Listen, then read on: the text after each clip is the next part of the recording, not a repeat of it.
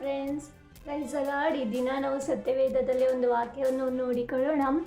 ಯೋಹಾನನು ಬರೆದ ಸುವಾರ್ತೆ 16ನೇ ಅಧ್ಯಾಯ 20ನೇ ವಚನವನ್ನು ನೋಡಿಕೊಳ್ಳೋಣ. ಅದು ಈ ರೀತಿಯಲ್ಲಿ ಹೇಳಲ್ಪಡುತ್ತದೆ: ನಿಮಗೆ ನಿಜ ನಿಜವಾಗಿ ಹೇಳುತ್ತೇನೆ, ನೀವು ಅಳುತ್ತಾ ಗೋಳಾಡುತ್ತಾ ಇರುವಿರಿ, ಆದರೆ ಲೋಕವು ಸಂತೋಷಿಸುವುದು, ನಿಮಗೆ ದುಃಖವಾಗುವುದು, ಆದರೆ ನಿಮ್ಮ ದುಃಖ ಹೋಗಿ ಆನಂದ ಬರುವುದು. ಹೌದು ಫ್ರೆಂಡ್ಸ್, ಇವತ್ತು ದೇವರ ವಾಕ್ಯ ಈ ರೀತಿಯಲ್ಲಿ ಹೇಳಲ್ಪಡುತ್ತಾ ಇದೆ. ಇವತ್ತು ನೀವು ದುಃಖ ಪಡುತ್ತಾ ಇದ್ದೀರಾ. ಈ ವಾಕ್ಯದಲ್ಲಿ ಹೇಳಲ್ಪಟ್ಟಿರುವ ರೀತಿಯಲ್ಲೇ ನೀವು ಬಹು ದುಃಖ ಪಡುತ್ತಾ ಇದ್ದೀರಾ. ಇವತ್ತು ಗೋಳಾಡುತ್ತಾ ಇದ್ದೀರಾ. ಇವತ್ತೊಂದು ವೇಳೆ ನೆನೆಸ್ತಾ ಇದ್ದೀರಾ, ಈ ಲೋಕದ ಜನಗಳೆಲ್ಲ ಎಷ್ಟು ಸಂತೋಷವಾಗಿದ್ದಾರಲ್ಲ, ನಾನು ಮಾತ್ರ ಈ ರೀತಿಯಲ್ಲಿ ಇದ್ದೀನಲ್ಲ ಎಂಬುದಾಗಿ ಇವತ್ತು ನೀವು ಬಹು ದುಃಖ ಪಡುತ್ತಾ ಇದ್ದೀರಾ. ಇವತ್ತು ಅಳುತ್ತಾ ಇದ್ದೀರಾ. ಇವತ್ತು ನಿಮ್ಮ ಕಷ್ಟಗಳನ್ನು ಯಾರ ಬಳಿಯಲು ಹೇಳಿಕೊಳ್ಳಲಿಕ್ಕೂ ಆಗದೆ, ಇವತ್ತು ಬಿಡಲಿಕ್ಕೂ ಆಗದಂಥ ರೀತಿಯಲ್ಲಿ ಸಫರ್ ಪಡ್ತಾ ಇದ್ದೀರಾ. ಇವತ್ತು ರಾತ್ರಿ ಹಗಲು ಎಂಬುದಾಗಿ ಕಣ್ಣೀರು ಸುರಿಸ್ತಾ ಇದ್ದೀರಾ. ಇವತ್ತು ವರಿ ಮಾಡಬೇಡ್ರಿ. ದೇವರು ನಮಗೆ ಪ್ರವಾದನೆಯ ಮಾತನ್ನು ನುಡಿತಾ ಇದ್ದಾರೆ. ಏನೆಂದರೆ, ನಿಮ್ಮ ದುಃಖವು ಹೋಗಿ ನಿಮಗೆ ಸಂತೋಷ ಉಂಟಾಗುವುದು ಎಂಬುದಾಗಿ. ಹೌದಾ, ನಮಗೆ ಯಾವ ರೀತಿಯಲ್ಲಿ ಸಂತೋಷ ಬರುತ್ತದೆ, ಅದಕ್ಕೆ ನಾವು ಏನು ಮಾಡಬೇಕು ಎಂಬುದಾಗಿ ನಾವು ನೋಡುವಾಗ ನಾವು 1 ಸಮುವೇಲ 1ನೇ ಅಧ್ಯಾಯದಲ್ಲಿ ನಾವು ನೋಡಿಕೊಳ್ಳುವುದಾದರೆ, ಹನ್ನಳು ಎಂಬ ಒಂದು ಮಹಿಳೆಯ ಕುರಿತು ನೋಡಿಕೊಳ್ಬೋದು. ಆಕೆಯು ದೇವಾಲಯಕ್ಕೆ ಬಂದಾಗ ಬಹು ದುಃಖದಿಂದ ದೇವಾಲಯಕ್ಕೆ ಬಂದು ದೇವರ ಬಳಿಯಲ್ಲಿ ಪ್ರಾರ್ಥನೆ ಮಾಡಿದಳು ಎಂಬುದಾಗಿ ನಾವು ಸತ್ಯವೇದದಲ್ಲಿ ನಾವು ಓದುತ್ತೇವೆ. ಹೌದು, ಆಕೆ ಬಹು ದುಃಖದಿಂದ, ಅವಮಾನ, ಕಣ್ಣೀರಿನಿಂದ ಆಕೆ ಬಂದು ದೇವರ ಸಮ್ಮುಖದಲ್ಲಿ ನಿಂತುಕೊಂಡು ಆಕೆ ಪ್ರಾರ್ಥನೆ ಮಾಡುತ್ತಾ ಇದ್ದಳು.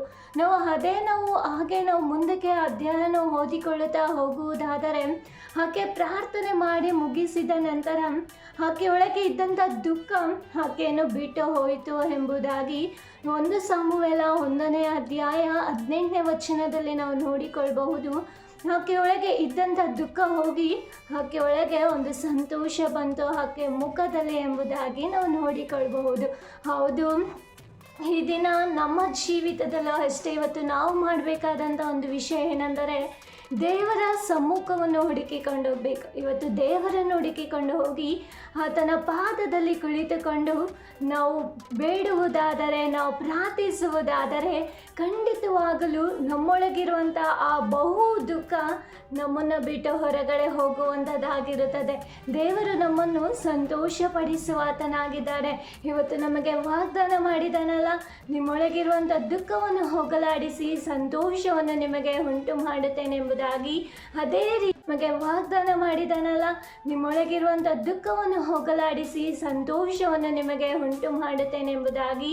ಅದೇ ರೀತಿಯಲ್ಲಿ ದೇವರ ದಿನ ನಮ್ಮೊಳಗಿರುವಂಥ ಎಲ್ಲ ದುಃಖ, ಕಣ್ಣೀರು, ಎಲ್ಲ ಸಮಸ್ಯೆಗಳನ್ನು ದೇವರು ನೀಗಿಸುತ್ತಾರೆ.